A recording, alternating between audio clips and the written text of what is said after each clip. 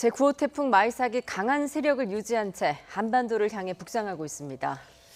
자정쯤이면 남해안에 상륙한 뒤 내륙을 관통할 것으로 보여서 비바람 피해가 클 것으로 우려되고 있습니다. 전문가와 함께 태풍 전망과 예상되는 피해 대처법 알아보겠습니다. 최인진 기상학 박사, 또 이성규 안전 전문가 또 박사 나오셨습니다. 안녕하십니까? 안녕하세요. 안녕하세요. 예, 태풍이 제주도를 지나면서 이제 엄청난 비바람이 몰아쳤고 앞서 시청자 제보 영상에서도 봤지만 비 피해 그리고 바람 피해도 굉장히 컸습니다. 지금 태풍 마이삭의 현재 경로 위치가 어느 정도 되나요? 네, 지금 오후 9시 기준으로 해서 9호 태풍 마이삭은 제주 동쪽 해상 약 130km 부근 해상을 지나고 있습니다. 거의 제주도에 최근접한 시기라고 보여집니다. 그렇군요. 그럼 지금 기상청에서 예보한 것과 거의 일치한다고 볼 수 있을까요? 네네, 기상청 예상 진로와 비교적 일치하는 그런 지금 결과를 보여주고 있습니다. 예, 기상청은 이제 제주도 동쪽 해상을 지나서 내일 새벽 1시쯤, 이르면 자정쯤에 경남에 좀 상륙할 것으로 예상이 되고 있는 거죠? 네, 맞습니다. 아마 새벽 1시 정도 즈음에 경남 거제로 상륙할 것으로 예상을 하고요. 그 이후에는 영남 내륙을 거쳐서 강릉 남쪽으로 동해안으로 빠져나갈 것으로 전망을 하고 있습니다. 예. 지금 전망된 대로만 본다면 이번 태풍 상당한 피해를 남길 수도 있을 것으로 네, 그렇습니다. 보이죠. 지금 이번 태풍의 행로가 굉장히 중요하거든요. 그래서 지금 기상청에서 예보하는 걸 보면 태풍의 중심이 동해안을 따라서 올라가고 있어요. 차라리 관통을 해버리면 태풍의 위력이 줄어들 건데 줄어들지 않고 중심이 동해안을 있기 때문에 굉장히 위력이 더 커지면서 피해가 굉장히 많을 것으로 예상되고 있습니다. 예. 그러니까 이제 말씀하셨듯이 태풍이 육지에 상륙을 하면 세력이 급격히 약해지지 않습니까? 네, 맞습니다. 예. 그런데 이번 태풍 같은 경우에는 지금 굉장히 강한 그 강도를 유지하고 있는 것으로 보이는데요. 어떻게 보십니까? 일반적으로 태풍이 이제 육지에 상륙을 하게 되면 해수면으로부터의 에너지 공급이 끊기고 그리고 지면과의 마찰 때문에 세력을 급격하게 약화하게 됩니다. 그런데 이번 마이삭 같은 경우에는 사실 지금도 중심기압이 945헥토파스칼 정도로 매우 강한 상태로 지금 우리나라 제주도 부근까지 근접을 했고요. 그리고 아마 상륙을 한 다음에도 이것이 천천히 머물면서 지면과의 마찰을 통해서 세력을 약화해야 할 텐데 매우 빠른 속도로 이제 동해안으로 빠져나가게 됩니다. 그러면 지면과의 마찰을 통해서 세력을 약화시킬 시간적인 여유가 없는 것이죠. 그렇기 때문에 세력을 많이 약화시키지 못한 채 분명히 약화가 되긴 할 겁니다. 그런데 크게 급격하게 약화되지 못한 채 동해안으로 빠져나가서 다시 북진하는 그런 경로를 보여주고 있습니다. 그러니까 어떻게 보면은 최악의 상황을 예상을 해놓고 지금 대비를 해야 될 것 같은데요. 그렇다면 지금 예상 경로대로 간다면 지역별로 좀 가장 위험한 시간들을 좀 정리하면 좋을 것 같은데요. 그렇습니다. 지금 동해안 해안선을 따고 가고 있기 때문에 그 약화되기가 조금 쉽지 않아요. 왜냐하면 육지로 오게 되면 아까 얘기한 대로 바다에서 어떤 지면에서 수증기 증발량이 있어야 되는데 지금 해수면, 바다, 동해안을 가고 있기 때문에 충분한 그 바다의 증발량이 발생을 하고 있기 때문이거든요. 그래서 어떤 그 위력이 죽지 않고 계속 그 상승할 것이다. 그러나 시간이 지나면 이 태풍은 그 소멸하기는 돼 있습니다. 그렇군요. 그러면 일단 오늘 밤, 그러니까 오늘 새벽부터 내일 오전까지는 영남 지방을 중심으로 가장 지금 긴장을 하고 있어야 되는 건가요? 그렇습니다. 지금 가는 속도가 시속 28km로 나와 있거든요. 그렇다면은 영남과 강원도 이 방면으로 지나가는데 뭐 5-6시간 정도 걸리지 않을까. 5-6시간 정도. 그런 예상을 해봅니다. 지금 태풍 마이삭의 이동 속도는 어떻습니까? 이게 태풍이 느리게 이동할수록 피해를 더 크게 남기는 걸로 알고 있는데요. 네네, 지금은 속도를 조금 내고 있습니다. 그래서 예전에 2002년도 루사 같은 경우에는 내륙으로 들어간 다음에도 한 시속 20km 정도의 속도로 천천히 이동을 하면서 강원 영동 지방에 매우 큰 비 피해를 냈었는데요. 이번 마이삭 같은 경우에는 내륙으로 들어가면서 시속 40km 이상의 이동 속도를 가지고 이제 북진할 것으로 보입니다. 따라서 루사만큼의 그런 천천히 이동한 태풍에 비해서는 오히려 피해가 조금은 적게 날 수 있을 것이라고 전망이 되지만 태풍 중심으로 여전히 강풍과 강한 비 예보되어 있습니다. 그렇군요. 철저히 대비하셔야 하겠습니다. 바람, 비 다 이야기를 해줬습니다. 지금 이번 태풍에서는 둘 다 조심을 해야 되겠군요. 네, 그렇습니다.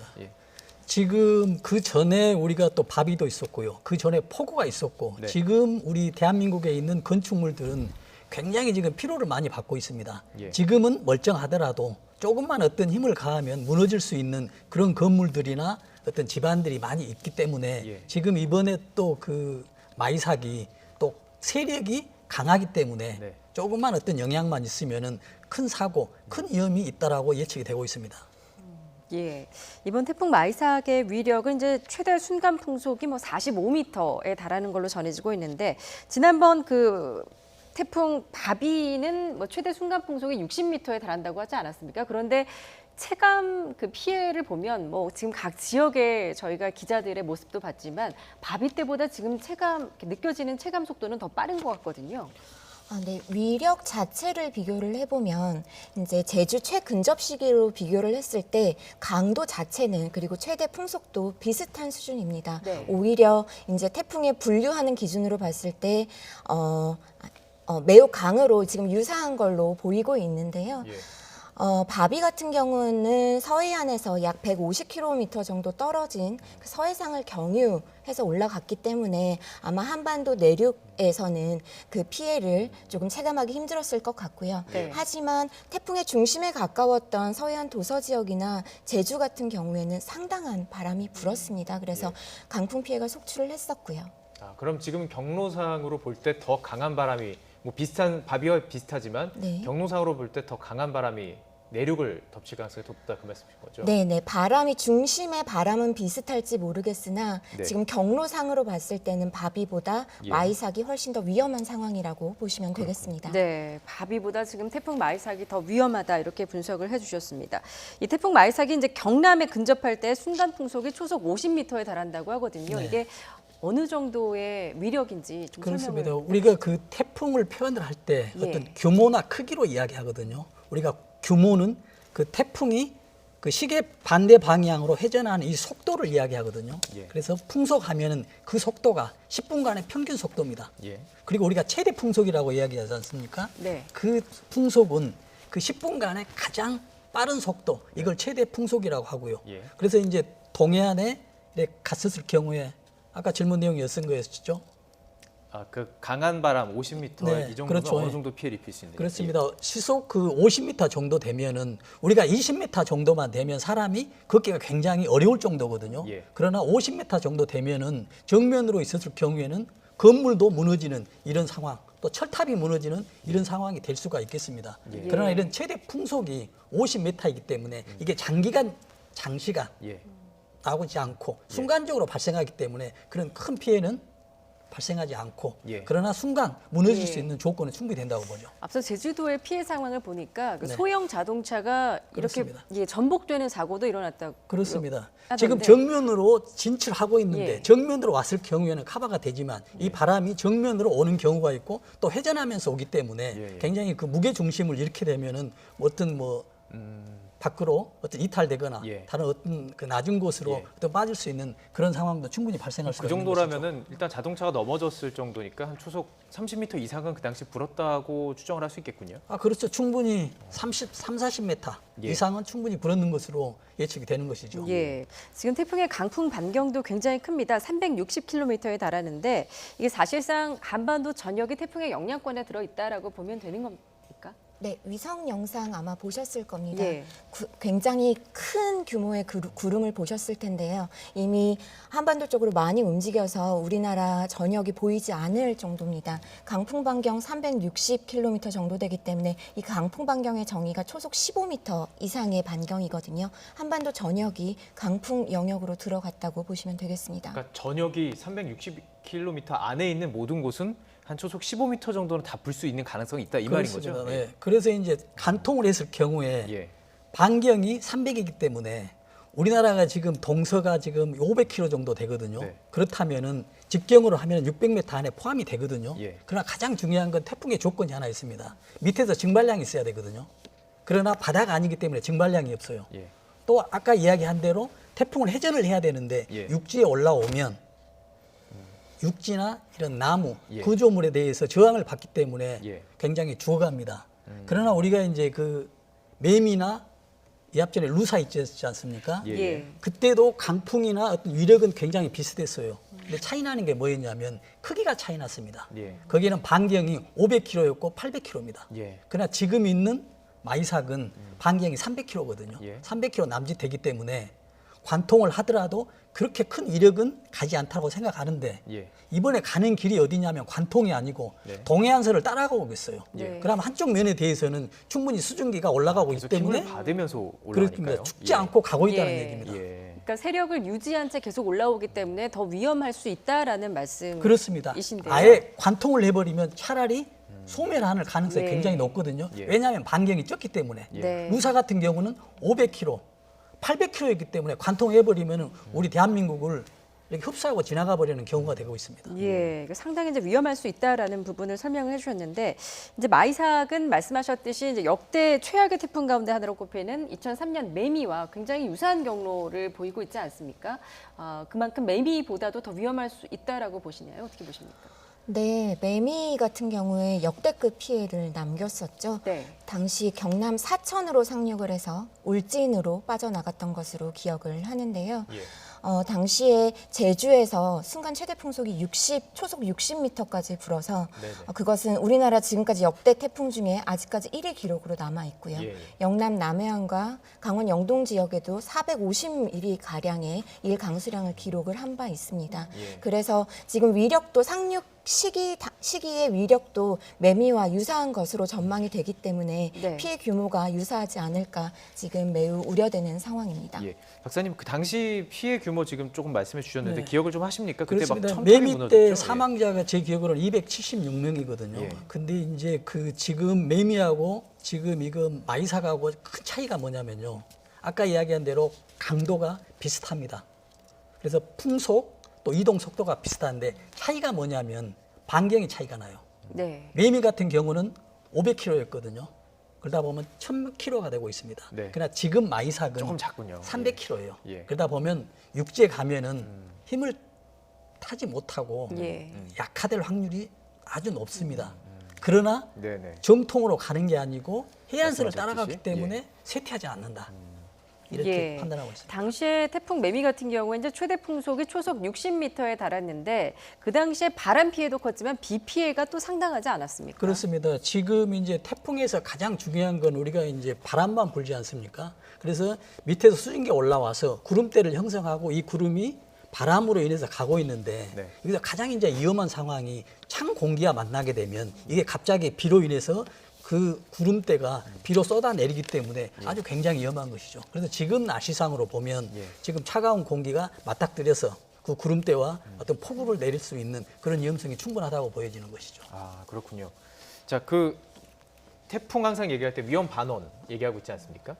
그 위험 반원의 그 바위 같은 경우도 우리가 들어 있었기 때문에 우려를 많이 했었던 것이고요. 맞습니다. 지금은 그 영남 지방을 이렇게 관통해서 지나간다면 이 위험 반원으로 볼 때는 어디가 지금 가장 위험한 건가요? 위험 반원을 보통 태풍 이동 경로의 우측 반원으로 얘기를 하고 반대쪽보다 바람이 더 강하게 불기 때문에 우리가 예. 위험하다고 얘기를 하는데요.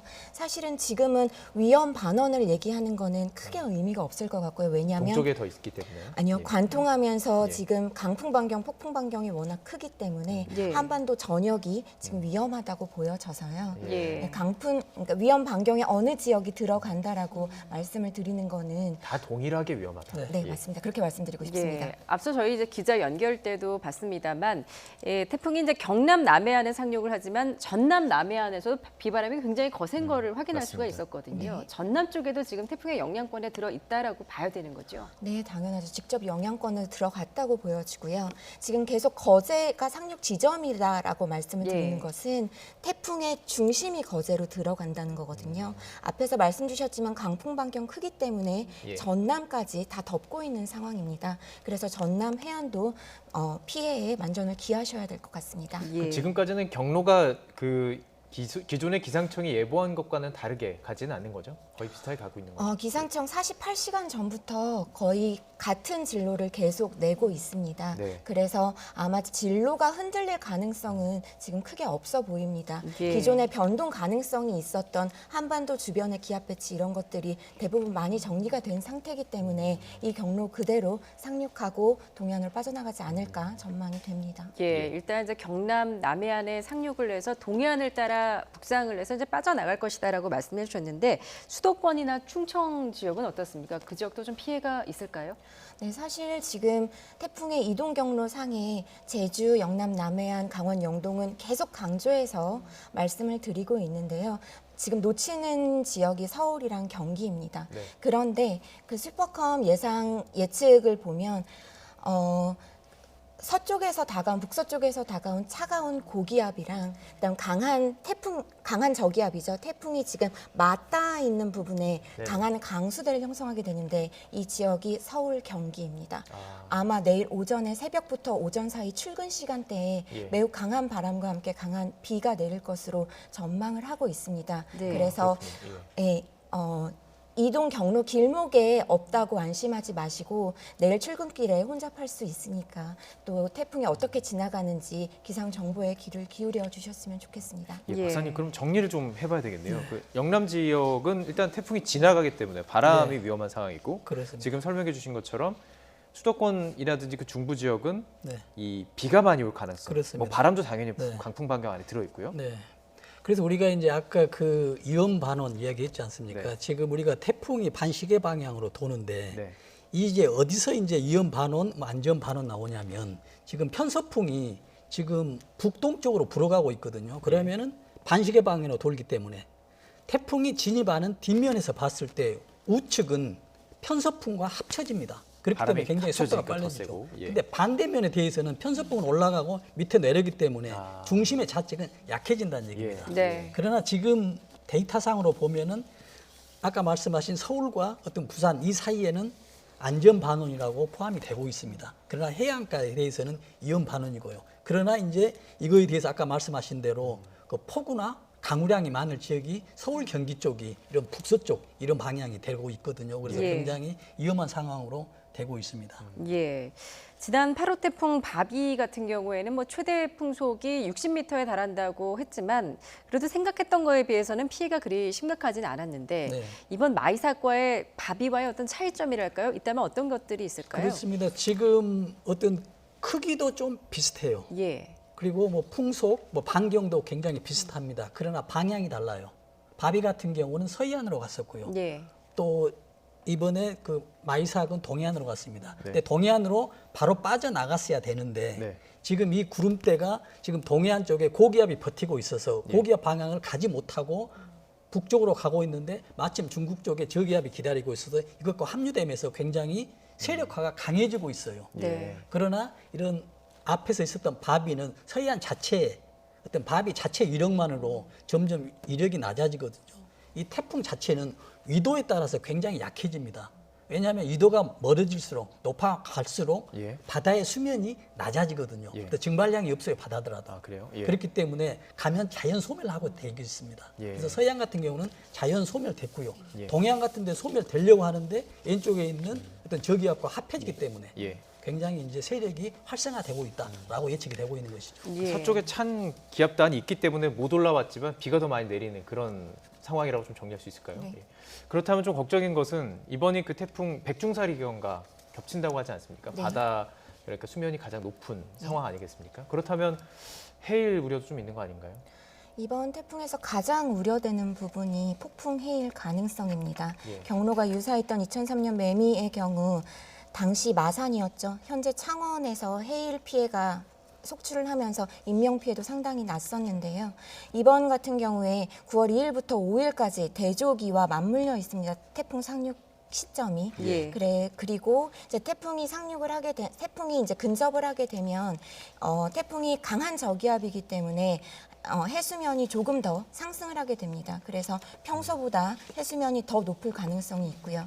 이렇게 해수면이 올라간 상태에서 지금 초속 50m의 순간 최대 풍속이 불어버리면 지금 월파 가능성이 충분히 있다고 보여지고요. 예. 그래서 해안가나 해안 저지대의 침수 피해 대비를 하셔야겠습니다. 예, 지금 백중사리와 태풍이 겹치기 때문에 굉장히 위험할 수 있다라고 말씀을 해주셨는데 이번 태풍에 영향을 주는 이 시기에 가장 위험한 지역 그리고 시간대별로 좀 정리를 해주신다면요. 네, 지금 아까 그 말씀하신 대로 지금 백중사리 있지 않습니까? 예. 지금 백중사리가 지금 가장 해수면이 높은 상황이거든요. 지금 1년종으로 봤을 때. 근데 태풍에 보면 태풍의 한 중간에 태풍의 눈이라고 하지 않습니까? 이 부분이 굉장히 기압이 낮아요. 그리고 양쪽에 태풍을 둘러싸고 있는 이 구름대가 굉장히 무겁습니다. 네. 그래서 해수면을 누르고 있기 때문에 중간이 굉장히 올라와요. 네. 그런데 거기에 플러스 백중사리까지 있기 때문에 네네. 이 지나가는 시간대에 대해서는 굉장히 위험하다는 얘기죠. 그래서 예. 지금 한반도에 진입을 했기 때문에 네. 지금 이 순간부터 빠져나가는 이 순간까지는 이 태풍의 중심과 연결되는 해안선을 가고 있기 때문에 예.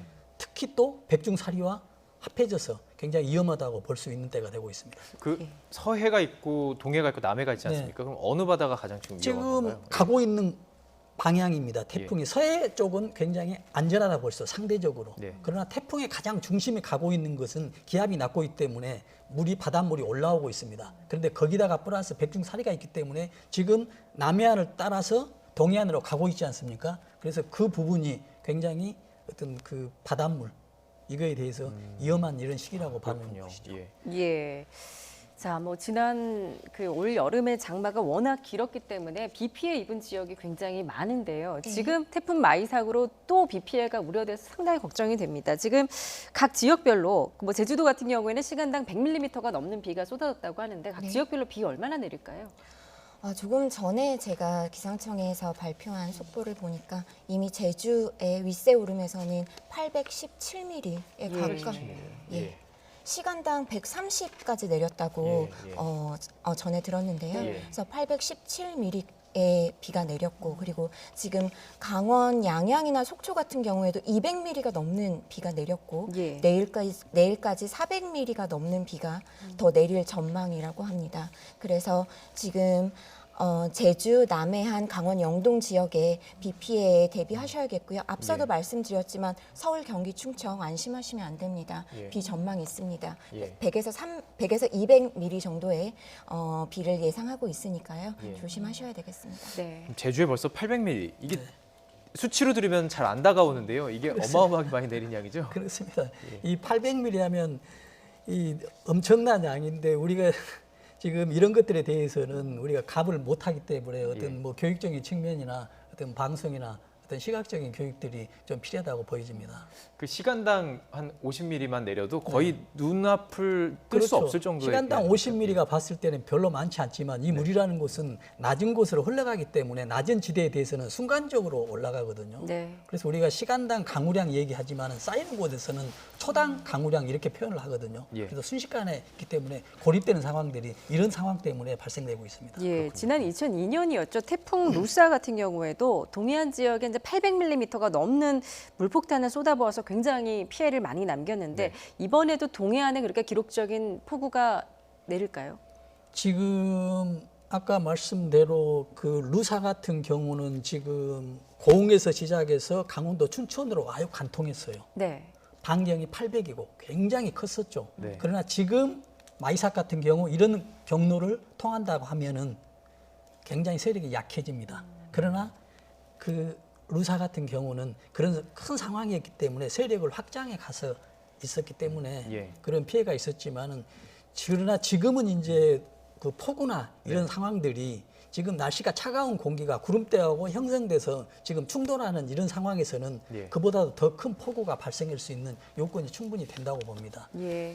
지금 특히 이제 어떤 날씨 같은 경우도 어떤 온난화나 이런 상황들이 많이 발생하지 않습니까? 예. 그래서 지금도 가을에도 어떤 그 바닷면의 해수면의 증발량은 계속 늘어나고 있습니다.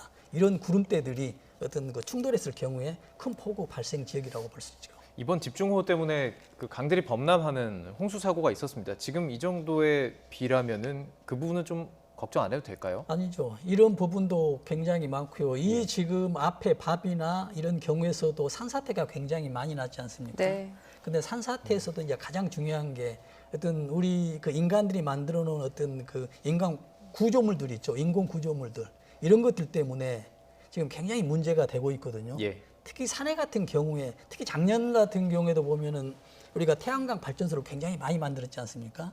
근데 이런 태양광 발전소가 굉장히 단단하게 했냐 안 했냐가 중요한 게 아니고, 태양광 발전소를 굉장히 단단하게 했더라도 이 산이라는 특성은 전달에 지금 산림과학관에서 발표한 게 시간당 415ml를 산에서 흡수를 하고 있어요. 예. 그러나 일반 도시에서는 20 몇 미리, 16mm가 시간당 흡수를 못 하고 있거든요. 그러나 난개발로 인해서 산에서 어떤 시멘트나 이런 도로 공사가 있었을 경우에는 이런 바닷물들이, 이런 강수량들이 흡수가 되지 않거든요. 예. 그렇기 때문에 그 구조물들이 무너지지는 않더라도 예. 그 빗물들이 어딘가 흘러내려서 취약한 곳에 치명타를 줄 수 있기 때문에 예. 굉장히 위험하다고 지금 봅니다. 역학관계를 그 부분은 좀 조사가 진행 중이기 때문에 네, 예, 그것은 그렇습니다. 또 결과가 나온 뒤에 더 자세하게 또 네. 얘기하면 좋을 것 예, 같습니다. 예. 지금 먼저 전국 대부분 지역의 산사태 위기 경보 경계 단계가 발령 중인데 그렇다면 이제 산사태에 대비해서 어떤 대비가 좀 필요하다고 보십니까? 그렇습니다. 지금 산사태 날 때도 보면은 그 산이 무너지는 것도 징후가 있다고 하거든요. 그러나 우리가 징후가 있을 때 대피하는 것은 굉장히 어렵습니다. 우리가 산이 무너질 때도 평상시 때는 그렇지 않았는데 산벽에서 어떤 물이 갑자기 새고 있다든지 아니면은 무너지는 곳에 굉장히 큰 그 굉음 소리가 난다고 합니다. 그랬을 때 대피하는 것은 굉장히 중요하지만 예. 꼭 그걸 기억을 하고 그걸 감지하고 대피하는 굉장히 어려워요. 그래서 여기서 이제 우리가 보충적으로 그런 상황들을 우리가 가정을 하고 어떤 교육이나 훈련, 어떤 여러 가지 어떤 지식들을 갖고 있는다면은 예. 그런 상황의 직전에 우리가 얼마 전 시간 직전에 우리가 예측을 하고 대피할 수 있는 그런 과정이 충분히 될 수 있다고 보겠습니다. 산사태 우려가 있었던 지역이라면 오늘 같은 때는 미리 피하시는 것도 그렇습니다. 좋겠군요. 예. 지금 그 전에 뭐 폭우도 왔었고 또 태풍도 지났기 때문에 지금 보기는 멀쩡한 곳도 굉장히 많습니다. 예. 그러나 충분한 조금만 어떤 힘을 가한다면 무너지는 곳들이 굉장히 많은 것이죠. 그러나 우리가 알 수 없고 보이지 않는다는 것뿐입니다. 그렇기 때문에 우리가 더 위험한 곳일수록 아예 거기에 있지 않는 것이 굉장히 중요하고요. 예. 특히 거기에 있는 경우라면 어떤 대피를 할 수 있는 예. 어떤 정보에 의해서 이러한 것들도 필요하겠죠. 예. 지금 앞서도 설명을 해주셨지만 이 태풍이 하필 이제 백중살이 기간과 겹쳐서 지금 해일 피해가 우려가 되고 있는데요. 태풍의 예상 진로대로 북상을 한다면 그 해안가 지역별로 해일 피해가 일어날 가능성 있는 시간들이 지금 좀 예상 시간들이 나와 있죠. 네, 지금 영남 남해안 같은 경우에 이미 만조 시각이 지났습니다. 네. 그리고 아마 직접 영향권에 들어갔기 때문에 빨리 대피를 하셔라. 그리고 해안가에 절대 접근하지 마셔라. 계속 말씀을 드려서 아마 외출을 자제하시고 집에 계실 것으로 생각을 하고요. 네. 네. 그리고 포항 같은 경우에는 내일 새벽입니다. 그래서 동해안 같은 경우에 또 만조 시기와 겹치게 되면 네. 아까 말씀드렸듯이 월파 가능성이 있기 때문에 내일 새벽에 동해안은 조심하셔야 될 것 같습니다. 네. 아, 교수님, 박사님 그 해일 그냥 얘기하면은 어느 정도 무서운 건지 잘 모르실 수도 있습니다. 그렇습니다. 내륙에 계신 분들은. 네. 해일 있을 때 어떤 피해가 일어날 수 있나요? 지금 일단 해안에 있는 도로 같은 경우는 해일이 있을 경우는 길이 일단 이제 잠식이 되고요. 예. 건물까지 잠식이 되는 경우가 있습니다. 예. 그렇기 때문에 그런 곳을 지나다닐 수는 안 되고요. 혹시 지나가더라도 다시 한번 확인하고 그런 과정들이 필요하죠. 우리가 생각을 해보십시오. 어느 가고 있는데 길이 보이지 않았다라는 게 그게 해일이거든요. 바닷가 옆에 있는 그 정도로 예. 위험한 곳이기 때문에 굉장히 중요하고 위험합니다. 감전 우려도 크겠군요. 그렇죠. 지금 모든 것들이 어떤 구조물들 예. 전부 다 전기가 있기 때문에 어떤 예. 태풍에 의해서 일차적인 어떤 바람에 넘어지고 무너지는 것도 중요하지만 이차적으로 무너짐으로 인해서 전기 또는 무너짐으로 인해서 가스 이런 것들이 누출될 수가 있거든요. 예. 누출되고 있습니다. 그러나 특히 전기 같은 경우는 또 비가 오기 때문에 물에 쌓여 있습니다. 예. 그렇다 보면은 몇 메타, 몇십 메타 떨어진 곳에서도 감지될 수 있는 충분한 요건이 되기 때문에 네. 예. 아주 위험한 상황이 됩니다. 그렇군요. 지금 농촌 지역 같은 경우에는 이제 농축산 시설물 피해도 우려가 되는데 태풍 마이삭에 대비해서 어떤 지금 주의가 좀 필요할까요? 네, 특히 농촌에 있는 어떤 그 축산물이나 건물들을 보면은 도시에 비해서 건물들이 약할 수가 있습니다. 특히 또 산간지방이기 때문에 산악지방이기 때문에 어떤 그 바람의 강도가 더 세요. 네. 그러나 또 강하고 예. 그렇기 때문에 굉장히 이런 경우에는 위험함으로 여러분들이 그 지역에 있는 어떤 축사나 어떤 관리하는 또 영업하는 종사하는 이런 사람들에 대해서는 예. 안전에 대해서 다시 한번 확인할 필요가 있다고 생각합니다. 그렇군요. 농촌 지역도 마찬가지로 뭐 피해가 우려되지만 도심 같은 경우는 고층 빌딩 있지 않습니까? 특히 이제 부산 지역으로는 거의 가깝게 지나가기 때문에 고층 빌딩이 많아서 좀 우려스러운데요. 이 부분은 어떻게 봐야 될까요? 일단 실내에서는 고층 빌딩이 많기 때문에 창문 단단히 고정하셔야 될 것 같습니다. 창틀에 단단히 고정할 수 있도록 이렇게 틈이 있다면 신문지나 우유팩 등으로 이렇게 끼워서 창틀과 창문을 단단히 고정을 해주시고요. 예. 그리고 날아다닐 수 있는 시설물, 이 시설물이 날아다니면서 2차 피해 가할 수 있기 때문에 특히 마린시티 같은 경우에 해운대 같은 경우에는 워낙 고층 빌딩이 있다 보니까 빌딩 사이사이로 빌딩풍 발생할 수 있습니다. 그렇기 빌딩풍. 때문에 시설물 등 미리 위험 요소를 제거하시는 것이 좋겠고요. 예. 그리고 해안가로 최대한 접근하지 마시고 저지대에 혹시 차량을 세워 두셨다면 일단 조금 높은 곳으로 옮겨 두시는 것이 좋을 것 같습니다. 예, 가정 내에서도 대비를 좀 철저히 해야 될 것으로 보이는데 뭐 앞서 창틀 고정하는 부분 말씀을 해주셨는데 그 밖에 또 어떤 점들이 있을까요? 네, 지금 아까 저기 고층 건물 이야기했지 않습니까? 네. 지금 고층 건물 같은 경우는 굉장히 수십 층 되잖아요. 그래서 높은 경에는 기압이 낮기 때문에 바람이 굉장히 빨리 지나갑니다. 그래서 특히 우리나라가 이제 앞으로 개선해야 될 게 모든 건물들의 목적이 첫 번째가 뷰입니다. 어떤 경치가 좋은 곳에 특히 바닷가 같은 경우에는 바다를 정면으로 보고 있어요. 그렇죠. 예. 그러다 보면은 바람을 정면으로 하기 때문에 아주 위험하고 있습니다. 그래서 외국 같은 경우는 바람의 행로를 파악을 해서 건물을 사이사이 짓는 이런 경우가 있거든요. 예. 그러나 우리는 아직까지는 그렇지 않기 때문에 부산에 그런 문제가 생기고 있습니다. 예. 그래서 아까 말씀하신 대로 이제 창문 이런 것들도 우리가 굉장히 중요해야 될 게 우리가 창문 같은 경우에는 틈이 있냐 없냐가 굉장히 중요하거든요. 네. 틈이 그 있을 진동 경우에는 때문인 거죠? 그렇습니다. 예. 그래서 이 틈을 막는 게 굉장히 중요하고요. 우리가 보통 이제 X자로 유리를 이렇게 막는다고 하지 않습니까? 이런 경우는 유리 같은 경우는 뭐 순간적으로 파단하기 때문에 그런 파단을 막는 것일 뿐이지 예. 근본적인 해결책은 되지 않습니다. 그러나 중요한 건 뭐냐면 그 유리와 유리 창틀 사이에 바람이 들어올 수 있는지 또 창틀과 그 문틀 사이에 바람이 들어오지 않도록 막는 게 예. 굉장히 중요한 대비책이라고 볼 수가 있겠습니다. 박사님, 지금 저희가 영상으로 건물 외벽이 지금 찢어지는 모습을 보여드리고 있는데요. 네. 지금 태풍도 잦고 여러 가지 지금 기상 이변 때문에 문제가 많이 발생하고 있는데 우리나라 이런 안전 기준 같은 것은 이 바람에 대해서는 충분히 세운 건가요? 지금 충분하게 우리가 저런 건물들을 보면 예. 지금 안전 기준에는 미흡하다고 볼 수가 있습니다. 예. 왜냐하면 바람에 의해서 외벽이 날아간다는 것은 말이 예. 안 되는 것이죠. 그러나 저런 뭐 기준을 잘했냐 안 했냐가 지금 따지는 것보다 예. 지금 현실적으로 우리가 안전을 보호해야 되기 때문에 위험을 대피해야 되기 때문에 예. 지금 저런 곳에 있는 지역에 저런 곳을 지나가는 곳이라든지 예.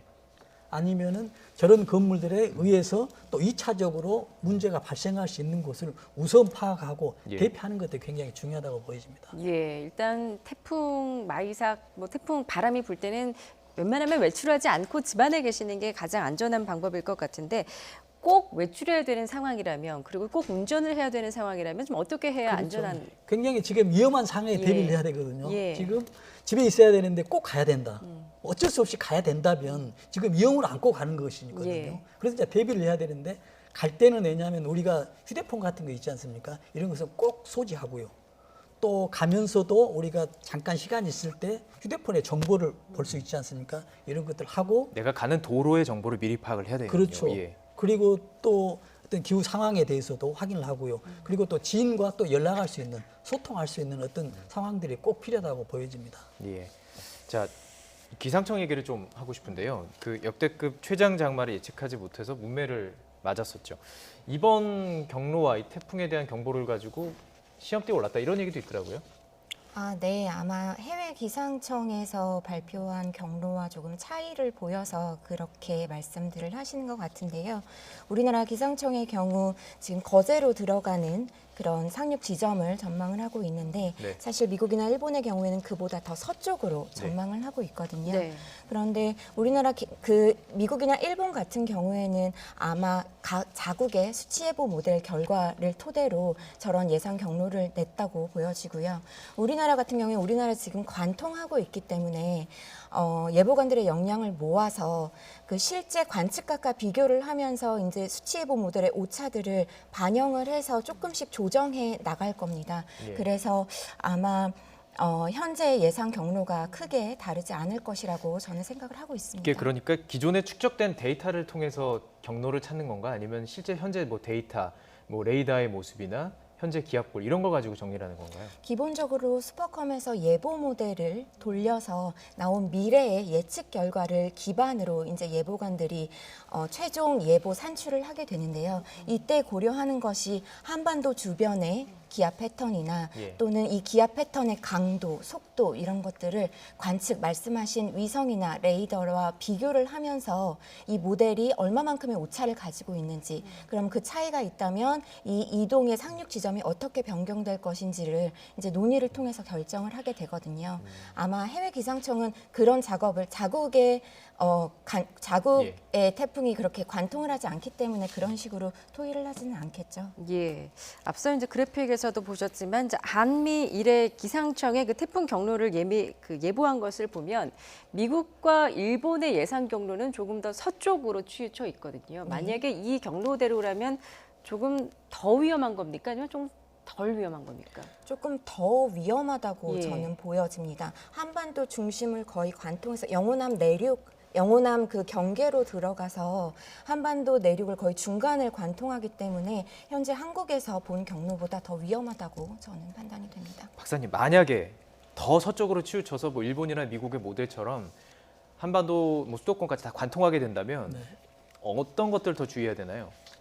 정통으로 관통하게 된다면 예.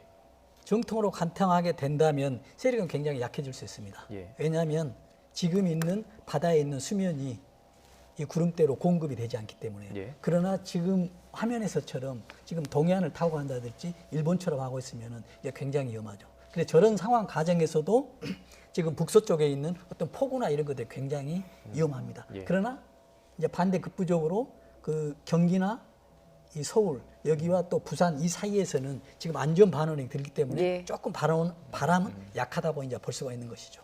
예. 지금 기상청, 그러니까 우리 기상청의 예보에 따르면 이제 새벽 전후에 남해안에 상륙했다가 동쪽 지방을 지나서 동해안으로 빠져나가는 걸로 지금 예상이 되고 있는데 경로가 바뀔 가능성이 있을까요? 미세하게 조정될 가능성은 있습니다. 아마 상륙 지점이 동서로 많이 바뀌지는 않을 겁니다. 미세하게 조정될 가능성이 있고 그리고 동해안으로 빠져나가는 것도 미세하게 조정이 되겠죠. 예. 하지만 지금 남해안으로 상륙해서 동해안으로 빠져나가는 이 경로 자체가 크게 흔들릴 가능성은 현재로서는 조금 적다고 보여집니다. 네. 자, 오늘 밤 이 해일 또 동쪽 해안에 계신 분들 뭐 전체 전역이 다 위험하지만 더 주의를 하셔야 될 것 같고요. 또 있습니다. 지금 태풍이 하나가 더 올라오고 있습니다. 하이선 지금 언제 정도 영향을 끼칠까요? 어제 밤에 괌 북쪽 해상에서 발생을 또 했습니다. 예. 지금 기상청 전망으로는 7일 즈음에 한반도에 영향을 줄 것으로 보고 있습니다. 예, 다음 주 월요일인 거죠? 네. 어떨까요? 그 태풍의 위력은 이번에도 강한 태풍이라고 볼 수 있을까요? 지금 전망하기로는 최성기에 940 헥토파스칼까지 예측을 하고 있기 때문에 또 한 번 강한 태풍이라고 할 수 있는데요. 문제는 경로겠죠. 원래는 일본 규슈를 통과하는 경로였다가 네. 지금 조금 조정을 해서 규슈 이제 서쪽을 스쳐 올라오는 것으로 전망을 하고 있는데요. 네. 사실 이런 예상 경로와 강도 같은 경우는 지금은 구체적으로 이제 명확하게 하기에는 이른 시점이기 때문에 우리나라의 영향 여부, 뭐 상륙 지점, 구체적인 강도 이런 것들은 조금 더 지켜봐야 할 것 같습니다. 기존에 태풍이 만들어져서 올라온 길이 있다는 것은 거기에 뭐 기압골의 영향을 받았다는 의미인데 그렇다면 같은 길을 타고 올라갈 가능성은 더 높은 거 아닌가요? 이것이 보통 이제 한반도 주변의 기압에 따라서 이 태풍이 이동을 하게 되는데요. 네. 그래서 같은 경로를 타고 온다라고 말씀을 드릴 수는 없겠고요. 왜냐하면 한반도 주변에 기압들이 계속 변하기 때문에 그렇게 말씀드리기는 힘들고요. 지금은 북태평양 가장자리를 타고 올라오는 경로를 보이고는 있는데 일단은 그런 기압계의 변화에 따라서 이동 경로가 조정될 가능성이 있기 때문에 지금 어떻다라고 딱 말씀드리기에는 조금 시기상조라고 보여집니다. 예, 과거의 사례를 보면은 이제 가을 태풍이 여름보다 좀 피해 규모가 컸었거든요. 네. 지금 좀 어떻게 대비를 해야 될까요? 네, 그렇습니다. 지금 우리가 그 태풍이 이제 앞으로 뭐 10호, 뭐 하이선 또 11호, 12호 이렇게 많이 지금 예측이 되고 있지 않습니까? 예. 근데 전반적으로 크게 보면 태풍은 잦아지게 돼 있습니다. 왜냐하면 지구 온난화로 인해서 태평양의 수온이 올라가고 있어요. 지금 태평양의 수온이 올라가고 있다는 얘기는 증발량이 많이 발생할 수 있는 계기가 많다는 얘기거든요. 그래서 온도가 올라가기 때문에 증발되면 구름대가 커지고요. 네. 또 확장되고 그래서 강하고 잦은 태풍이 발생할 수가 있는 것이지요. 예. 그 지금 우리나라 안전 기준은 네. 이 자주 발생하는 태풍들을 뭐 과거의 기준으로 했기 때문에 이렇게 자주 태풍이 발생한다면 충분히 대비돼 있다고 보십니까? 그렇습니다. 우리는 이제 학습 효과에 의해서 이제 많이 우리가 대비도 하고요. 예. 또 우리 일반 국민들도 이런 상황에서 어떤 대비할 수 있는 충분한 요건들이 되고 있습니다. 그리고 아까 그 말씀하신 대로 우리가 이제 가을 태풍, 뭐 여름 태풍 그러지 않습니까? 예. 근데 가을 태풍이 훨씬 더 발생하면 강도가 더 셉니다. 왜냐하면 여름에 그 태양의 열 에너지를 받았던 게 9월에 되면 이제 굉장히 역할을 하게 되는 것이거든요. 예. 8월에 있었던 이런 그 열 에너지는 금방 소모가 되지만 축적된 에너지는 9월이 되기 때문에 9월에 발생한 태풍보다 9월에 발생한 태풍이 8월에 발생한 태풍보다 더 위력이 있다라고 보여지고요. 또 예. 자주 발생하는 그런 추세도 보이고 있습니다. 예. 자, 9호 태풍 마이삭 지금 강한 세력을 유지한 채 북상하고 있습니다. 잠시 뒤 자정쯤이면 경남 거제에 상륙할 것으로 예상이 되는데요. 부디 밤사이에 비 피해, 태풍 피해 없도록 만반의 대비를 다 해야 될 것 같습니다. 오늘 두 분 말씀 여기까지 듣겠습니다. 최인진 기상학 박사, 이송규 안전 전문가였습니다. 잘 들었습니다. 감사합니다.